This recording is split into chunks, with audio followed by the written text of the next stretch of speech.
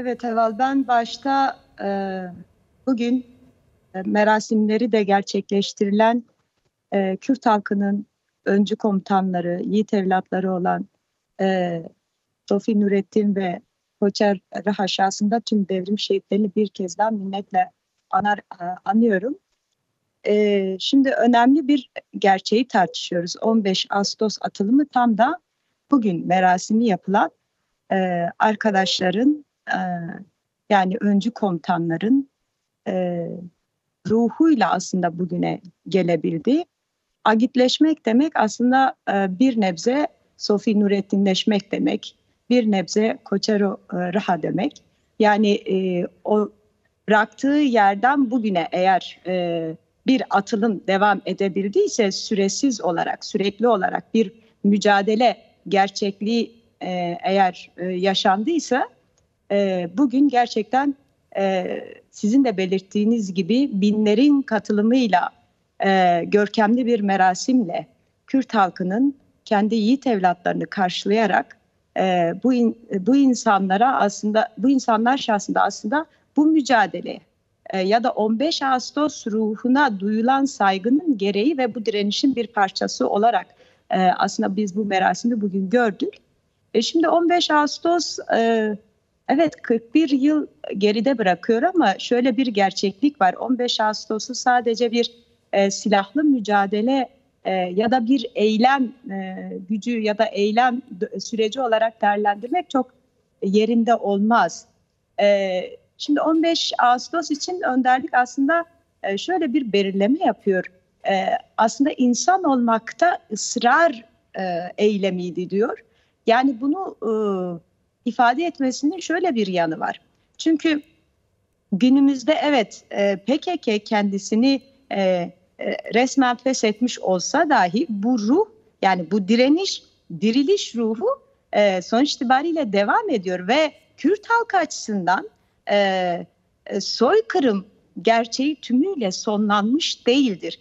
Yani insan olmakta ısrar hala devam ediyor ve önderlik özellikle de bunun altını çiziyor. Çünkü 15 Ağustos'a gelinmeden önceki sürece baktığımızda Kürt toplumu açısından yani bir sömürge toplumu bile değil. Aslında böyle hani önderlik şöyle ifade ediyor ya ben bir kelimeyle yola çıktım ve Kürdistan sömürgedir dedim. Evet. Sömürgeyle yola çıkan bir mücadele gerçeği daha sonra şu tespitte bulunuyor. Aslında Kürdistan bir sömürge bile değil. Sömürge olmanın bazı koşulları vardır ama o bile yok. Bir soykırım gerçeği söz konusu. Bu sadece Kuzey Kürdistan için değil. Hani evet Kuzey Kürdistan'la başlayan bir mücadele fakat tüm Kürdistan'ı aslında kapsayan bir atılım ve direniş ruhu var.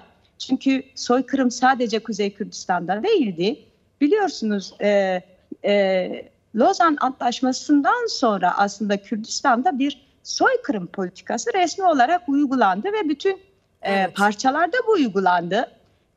Şimdi o dönem Kürt halkı buna evet dedim aslında hayır. Kürt halkı kendi imkanları, kendi koşulları ya da algılayabildiği ve anlayabildiği çerçevede bir direniş içerisinde hep oldu. Yani bunu Mahabat'ta da gördük, Dersim'de de gördük, Ağrı'da da gördük, Süleymaniye'de de gördük, her yerde gördük aslında bu direniş geleneğini. Fakat bu direniş geleneği çok başarılı olamadı. Her zaman bir yıkım ve kırımdan geçirildi. Şimdi 15 Ağustos atılımı şuna bir cevaptır aslında. Bir eleştiri, öz eleştiri hareketidir Kürt mücadelesi açısından. Önderlik şunu sorguladı. Neden Kürt halkı hep kırımdan geçiriliyor? Neden başarıya ulaşmıyor? Bunun esası 15 Ağustos'ta gizli. Başarının esası aslında nasıl başarılabilir? Nasıl bu soykırımdan kurtulabilir? Nasıl bu kıskaçtan, pençeden aslında kurtulabilirin cevabını 15 Ağustos eylemiyle hani verildi diyebilirim. Ama peki, bu Bilge, çok önemli bir noktaya dikkat çektin aslında. 15 Ağustos atılımı tabii Bakur Kürdistan'da Ruhi Şemdilli'de başlatıldı. 41 yıllık bir silahlı mücadele. PKK geçtiğimiz Mayıs ayında silahlı mücadeleyi sonlandırdığını duyurdu. Ancak sadece Bakur Kürdistan açısından bir atılım değildi dedin. Bunu biraz açabilir miyiz? Yani etkileri Kürdistan açısından nasıl oldu 15 Ağustos atılımının? Yani etkilerini bugün bile görmek mümkün. Örneğin bugünkü yapılan törende, değil mi? Kase'de YPG savaşçıları çok görkemli bir tören yaptı. Gerçekten ben şunu bir kişi olarak düşünüyorum. 15 Ağustos atılımı olmasaydı bugün bu görkemli atılım olabilir miydi? Ya da bu görkemli merasim olabilir miydi? Bilemiyorum. Belki Ya farklı Rojava bir biçimde devrimi yine ortaya çıkar mıydı? evet, yani bunlar aslında hep bir soru olarak ortada. Yine Roşlat'ta gelişen büyük bir gerilla hareketi var. Bir öz savunma hareketi var. Yine aslında hani şöyle bir şey, Başur, Bakur, Roşlat ve Rojava Kürdistan genel olarak bütün Kürdistan parçaları açısından şöyle bir gerçeklik söz konusu. Bu soykırım aslında Kürt halkını bir yok oluşa, bitişe, kendi inkarına doğru götürmüş iken şimdi her yerde, hatta bütün dünyada şu gerçeklik var. Kürtler aslında demokratik, barışçıl, özgür yaşamın öncüleri olarak tanımlanıyor. Ve bu bence 15 Ağustos'un etkileri, yani böyle görmek gerekiyor. Evet, Rojava devrimi eğer bugün ilham oluyorsa bütün dünyaya ve orada bir öz savunma gücü, kadınıyla, erkeğiyle, genciyle, yaşlısıyla her yani toplumun her kesiminden insanlar bu örgütlüğe dahil oluyorsa bunda 15 Ağustos ruhunu ve etkisini görmemek yanılgılı bir yaklaşım olur. Çünkü agitleşme kavramı var Kürtlerde. İki açıdan agitleşmek önemli. Bir, yani Kürtçe bir terimdir agitleşmek. Yiğit anlamında, kahraman anlamında, bir de komutan agit efsanesi vardır. Kürtlerin hani her anlamda agitleştiği bir süreçtir 15 Ağustos aslında. Şimdi toplumsal değişimi bu açıdan evet Başur'da da görmek mümkün. Başur-i Kürdistan'da bir mücadele geleneği vardı. Yani bu elbette ki PKK ile sadece sınırlandırılacak bir şey değil. Bir peşmerge mücadelesi geleneği var. Yani halk direnişçi bir halk. Fakat aslında 92'den sonra oluşturulan iktidarla birlikte, kurulan yönetimlerle birlikte halkın yani içerisinde umutsuzluk ya da şöyle diyelim güvensizlik ve kendine yabancılaşma gerçekleşti. Eğer bugün Başur halkı şunu sorabiliyorsa, yani mevcut iktidarını sorgulayabiliyor, eleştirebiliyor ve buna rağmen kendi öz değerlerine sahip çıkabiliyorsa yine hemen yanı başlarında Hakurke'de, Lolan'da adıma atılan 15 Ağustos ruhunun eseri olduğunu düşünüyorum. Yani bunu çok abartılı bir değerlendirme olduğunu düşünmüyorum. Çünkü Başur halkı aslında bunu söylüyor. Eğer bugün gerilla olmasaydı biz de olmazdık. Hatta şu gerçekliği vurgulamak isterim. Kandil halkı özellikle bu süreçte şöyle bir talepte bulunmuş. Yani gerilla gitmesin. Hani gerilla giderse biz burada ne yaparız? Savunmasız kalırız. Biz onlarsız bir yaşam düşünemiyoruz. Böyle bir talepleri olmuş. Hani bu özellikle yeni gelişen süreçle birlikte hem kaygılarını hem taleplerini dile getirmişler. Bu elbette ki 15 Ağustos'un bir sonucudur. 15 Peki, Ağustos kadınlar açısından Dilgeç, hemen araya giriyorum. Tabii ki belki de en çok kadınlar bu noktada kazanım elde etti 15 Ağustos atılımıyla birlikte. Biraz onu da değerlendirmek lazım. Tabii ki 15 Ağustos atılımı, ordulaşma, Kürt kadınlarının gerillaya katılımıyla birlikte aslında belki de Orta Doğu bugün hala kimi bölgelerde aynı şekilde kadına yönelik saldırıların en yoğun yaşandığı bölge olmaya devam ediyor. Görüyoruz Suriye'de bugün Dürzi kadınlarına, Alevi kadınlarına yönelik saldırılar, bundan 11 yıl önce Ezdi kadınlarına yönelik saldırıların geliştiği bir coğrafyadan söz ediyoruz. Ve burada yine dünyanın belki de kadın rönesansı deniliyor buna. Bunun öncüsü de Kürt kadınları. Tabii baktığımız zaman burada kadınlar açısından da önemli kazanımlar var. Buna dönük neler söylemek istersin? Nasıl bir değişim, nasıl bir dönüşüm yarattı, nasıl bir devrim yarattı kadınlar açısından 15 Ağustos atılımı? Şöyle bir örnekle aslında oraya girmek isterim. Heval Abbas'ın bir röportajında okumuştum ben bunu. Zannedersem 82 ya da 83'tür, yıl konusunda emin olmamakla birlikte bir Filistin kampındayken bir askeri tören düzenliyorlar. Bu askeri tören düzenlenirken işte Arap yetkilileri de katılıyor. O dönem Kaddafi'nin de bir temsilcisi katılıyor buna ve konuşmasında şöyle bir şey söylüyor. Diyor ki biz aslında Kürtlerden çok şey öğrendik ama bugün öğrendiğimiz en yakıcı gerçeklik şu: yani PKK ile birlikte kadınların da aslında erkeklerle yan yana, hatta omuz omuza birlikte savaşabileceğini gördük ve şöyle ifade etmiş: ben gittiğimde kesinlikle Kaddafi'ye önereceğim, kadınları da orduya alsın ve kadınlara da bu konuda bir ön ayak açılsın. Hatta daha sonrasında bu gerçekleşmiş, Libya'da kadınlar orduya alınmış, hatta böyle çok farklı kademelere getirilmiş ve bunu hep ifade etmişler. Aslında Kürt kadınından ilham aldıklarını söylemişler. Şimdi mesele sadece orduda kadınlara yer verilmesi değil, militarist bir yaklaşım olur bu. Şunu aslında görmek önemli: kadının mevcut yaşam içerisinde, belirlenen statü içerisinde yani biçilen o rol misyonun dışına çıkabilmesi, bugün dünyada belki de yegane örneği Kürt kadın gerçekliğidir. Yani siyasi alanda kendi varlığını sürdürebilen, ekonomik anlamda kendi ayakları üzerinde durmaya çalışan, işte komparatif çalışmalarıyla, toplumsal alanda kendisini örgütleyerek, toplumdaki değişim dönüşüme öncülük ederek, işte öz savunma alanında, askeri alanda kendi özgün örgütlülüklerini, ordularını, partilerini kurarak belki de hani örneği olmayan bir duruş sergiliyorlar. Bu açıdan evet, şöyle söylemek yanılgılı bir yaklaşım olmaz.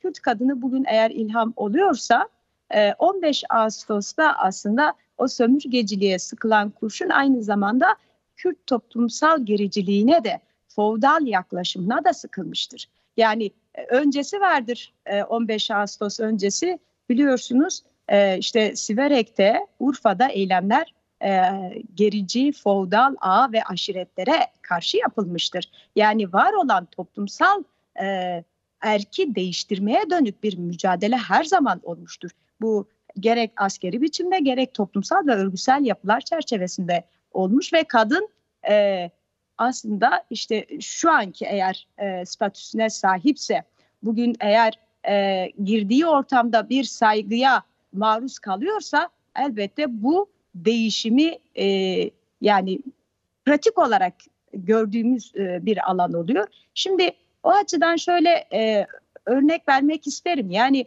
90'larda baktığımızda, yani şimdi 80'ler, 90'lar ve 2000'ler sonrası nesil nesil Kürdistan'da kadında ciddi anlamda değişimler oldu. Şimdi 70'ler ve 80'ler toplumunda Kürt kadınının hem toplumsal alanda hem de siyasi alandaki yani düzeyine baktığımızda ya da katılımına baktığımızda bugünkü gibi değildir. Ama 90'larda muazzam bir öncülük, sarıldanlara, siyasi alana, örgütsel alana bir öncülüğü gelişiyor.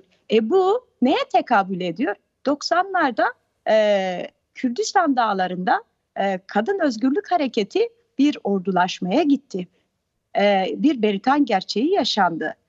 Dağda efsaneleşen bir kadın gerilacılığı yaşandı. Yani agitleşenlerin gerçeğinin yanında bir de Beritanlaşan, zilanlaşan, bir efsaneleşen kadın gerçeği oldu. Bu gerçek topluma elbette ki sirayet etti. Yani sadece o dağlarda kalmadı. evindeki kadın şunu gördü. Eğer o dağda savaşabiliyorsa belki ben dağa gidemem, savaşamam. Ama ben evimde çocuklarıma yani doğru bir eğitim vererek ya da bulunduğum toplumda topluma öncülük ederek ya da işte siyasi alanda aktif mücadele ederek ya da toplumsal alanda toplumu örgütleyerek içinde yer alarak bir şekilde ben de bu mücadelenin bir parçası olabilirim. Ki işte 90'ların o Cizre ruhu işte kadın öncülüğünde gelişmiştir. Sarıldanlar kadınlar öncülüğünde gelişmiştir. Ve bugün de öyledir. Bugünkü mücadeleye baktığımızda hem Rojava Kürdistan'da gerçekten şeyi gördük değil mi? Bütün dünya aslında Jinjiyan Azadi sloganıyla inledi. Rojava kendiliğinden bunu geliştirmedi. Rojava Kürdistan ve İran'da bu bir felsefeye dayanıyor. Eğer gerçekten 90'larda özgür kadın orduları oluşturulmasaydı, öz savunma güçleri özgün özerk olarak kendisini örgütlememiş olsaydı Jinjiyan Azadi sloganı dünyada bu kadar yaygınlaşabilir miydi ya da yer bulabilir miydi? Bu bir sorudur aslında. Mevcut durumda yani eğer bu gerçekliği bugün yani dünyanın her tarafında görebiliyorsak Hindistan'daki eylemde değil mi biz bunu gördük. Evet. Çok ciddi bir sahiplenmeydi. Yani evet kadın her yerde artık kendisini bu simgeleşmiş sözle ifade ediyor. Peki buraya nasıl gelindi Dilgeç? Belki başka programlarda daha geniş de konuşabiliriz. Bu konu çok enteresan ve çok önemli. Kürt kadınları bugün tabii 15 Ağustos atılımından sonra çok büyük kadın komutanlar da ortaya çıktı. İşte Dilal Ahmet'i sayabiliriz, Asya'yı sayabiliriz. Yine Beritanlara da dikkat çektim, Berivanlara sen de dikkat çektin. Bununla birlikte aslında kadınlar bu noktaya nasıl geldi? Çok kolay oldu mu? 90'lı yıllarda kadınlar akın akın dağlara gelmeye başladı. Ancak tabii Kürt toplumu hala o bugünkü düzeyde değildi, özellikle de Kürt erkeği. Peki dağlarda kadınlar nasıl bir mücadele yürüttü? Buna da değinebilir misin? Bu noktada senin çalışmaların olduğunu biliyorum. Bu noktaya dönük neler söylemek istersin? Yani elbette ki hiçbir şey kolay değil, kolay olmadı. Hiçbir şey kendiliğinden de olmadı. Şimdi Jin TV olarak özellikle biz hani bazı şeylere dikkat çekiyoruz.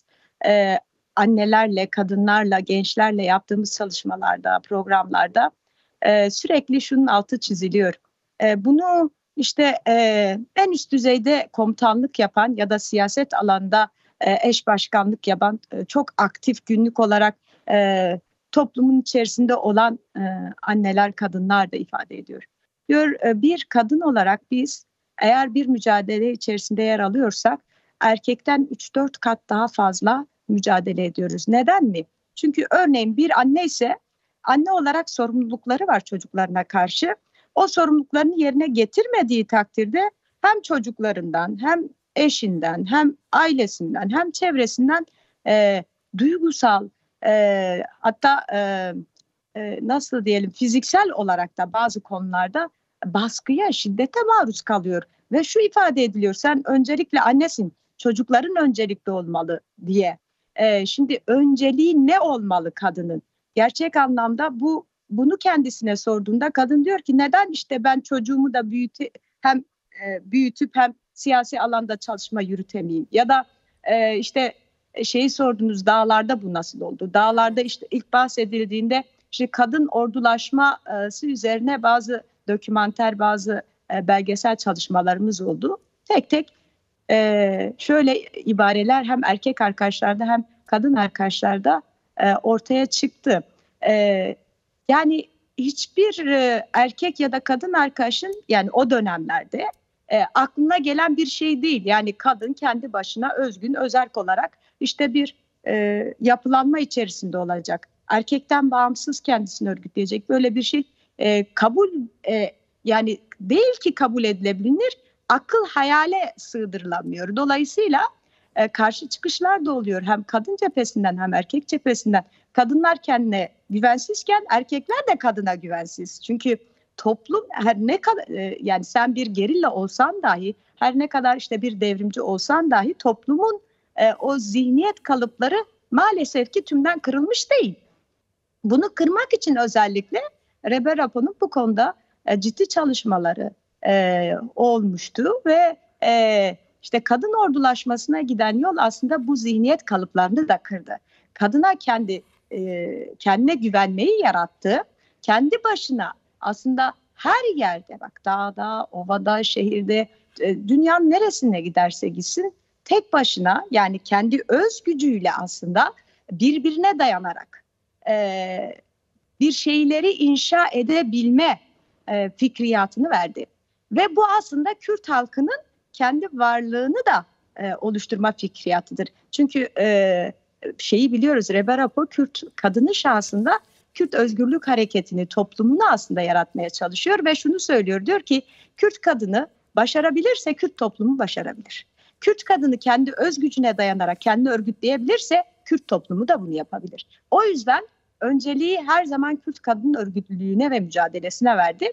Ve tabii ki kadınların da bugüne gelişi öyle kolay olmadı. Ne dağlarda, ne siyasi alanda, ne toplumda. Yani şöyle hikayeler vardır diyor. Yani kadın arkadaşlar ilk dönem hiç kendi başlarına bir şeyleri yapmadıkları için en basitinden bir askeri eylem düzenleme tecrübe ve taktikleri olmadığı için çok zorlanırlar. Ya da bir yaşamı tümden kendi başlarına idame etmek o koşullarda çok zor. Yani birilerinden yardım almadan, bu birileri yanındaki erkek yoldaşı dahi olsa ona dayanmadan çok zor oluyor. Ve dolayısıyla tabii ki erkek zihniyeti her yerde kendisini gösteriyor. Bu konuda çokça öz eleştirisi yapılmıştır. Çokça eleştirisi yapılmıştır dağlarda da. Yani doğru anlaşılmadı, doğru yaklaşılmadı. Bu konuda hatta işte baskın, işte o erkek zihniyetinin hakim olduğu ve yanlış yaklaşıldığı aslında çok da kabul edilmediği, yani bu tür anlayışların ortaya çıktığı ve ciddi zorlanmaların olduğu dönemler, süreçler olmuştur. Ama ondan sonrası kadının kendini yarattığını gören yoldaşı, yanı başındaki erkek arkadaşı ve kadının kendisi işte bunu başarabiliyorum. Evet, ben de yapabiliyorum ve birilerine ihtiyacım yok. Yani yanımdaki kadın yoldaşımla ve ben kendimi örgütleyerek, disipline ederek hem savaşabilir, hem yaşamımı örgütleyebilir, hem topluma öncülük edebilirim anlayışı geliştikçe işte ordulaşma sağlanıyor ve giderek partileşiyor ve ideolojik bakış açısı oluşturuluyor. Şimdi ordulaşmadan sonra bir de ideolojisini oluşturmak lazım. Sadece pratik sahada savaşmak yetmiyor. İşte bahsettiğimiz o zihniyet kalıplarının da değişmesi gerekiyor. O erkekliğin de, o klasik kadınlığın da öldürülmesi gerekiyor ki gerçek anlamda işte o atılım ruhuna uygun olsun. Yani 15 Ağustos atılımı Kürt kadını ve Kürt gerillası açısından da böyle bir atılım ruhuna dönüşüyor. Kendisini gerçekten büyük bir inançla ve iradeyle gerçekleştiriyor ve bir atılıma dönüştürüyor. Ve bu atılım bugün gerçekten toplumda her açıdan görülebiliyor, yani biz onu rahatlıkla söyleyebiliriz. Peki Dilgeç, hemen barış ve demokratik toplum süreciyle devam edelim. Tabii PKK silahlı mücadeleyi sonlandırdı.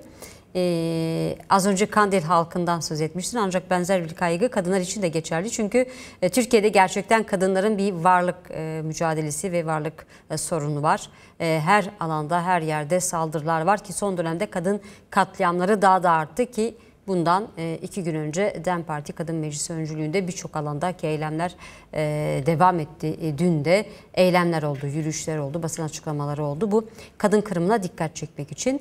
Biraz kadınlar aslında Kürt kadınlarıyla birlikte Türkiye'li kadınlar da kadın ordusunu biraz da güvence olarak da, yani kendilerini savunacak bir gücün varlığını, bir varlığının bilinciyle birlikte hareket ediyordu. Peki bundan sonra nasıl olmalı kadınların örgütlülüğü? Kadınlar kendi öz savunmasını nasıl almalı?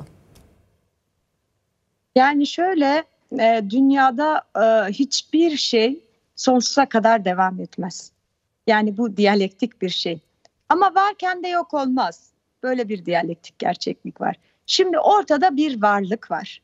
Yani Kürt kadını, Kürt halkı kendini her açıdan savunmayı öğrendi. Bir varlık olarak bunu gerçekleştirdi, başardı yani bunu. Bunun adına ordu demezsin, bunun adına gerilla demezsin, bunun adına öz savunma gücü dersin. Ya da bunun adına kendi kendini yeniden disipline ederek, örgütleyerek savunma dersin. Yani çok basittir. Şimdi toplumda, dünyada örnekleri de vardır aslında. Birçok kadın hareketi kendisini savunmak için farklı yollara başvuruyor. Bu sadece işte bir gerilla ordusuyla olmaz yani.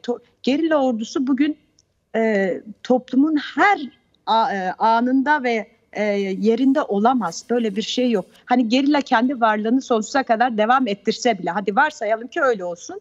Gerilla sonsuza kadar o dağlarda kendini var ettirmeye devam etti. Ama dağlarda bu varlığın olması elbette ki bir hani şöyle bir duygusal ya da psikolojik şey veriyor. Hani garantim, benim orada bir gücüm var gibi. Ama bu yetmez. Yani hiçbir zaman yetmez. İşte bugün bir değişim dönüşüm süreci tartışılıyor. Ve bu değişim dönüşüm süreciyle birlikte yeni oluşumlar, yeni süreçlerle birlikte farklılaşmalar açığa çıkacak. Peki kadınlar ne yapmak durumunda? Yani şimdi gerilla yok diye kendilerini savunmaktan vaz mı geçmeliler? Hayır, elbette ki bu olmamalı. Yani bu anlaşılmamalı en azından bu kadar yıllık mücadeleden sonra. Şimdi sadece 41 yıllık bir ordulaşma gerçeğinden bahsediyoruz. Bir de 52 yıllık Kürdistan toplumunda böyle nasıl diyelim gerçekten iğneyle kuyu kazar gibi bir mücadele yürütüldü toplumun her alanında. Ve bu toplum değişti. Yani biraz önce bahsettik. Toplum tümüyle o eski toplum değil ama tümüyle de aşılmış bir zihniyet ya da gelişmiş kadınların istediği bir toplumsal yapı ortaya çıkmış değildir. Hala günlük olarak maalesef şahit olduğumuz kadın katliamları var. Günlük olarak haberlerini yapıyoruz. Maalesef bir ay içerisinde ayın günlerinden daha fazla kadınlar katlediliyor. Yani dünya çapında eğer bunu incelersek çok daha fazla oluyor. Ben sadece bunu Kürdistan açısından söylüyorum. Şimdi böylesi bir akıldan, böylesi bir zihniyet yapısından kendisini elbette ki kadın koruyacak, korumak durumunda. Yoksa önderliğin işte söylediği şey ya benimsin ya toprağın hikayesi devam ediyor. Var olan verili zihniyette. Hayır, ben hani istemiyorsam senin olmayacağım ama kara toprağın da olmayacağım.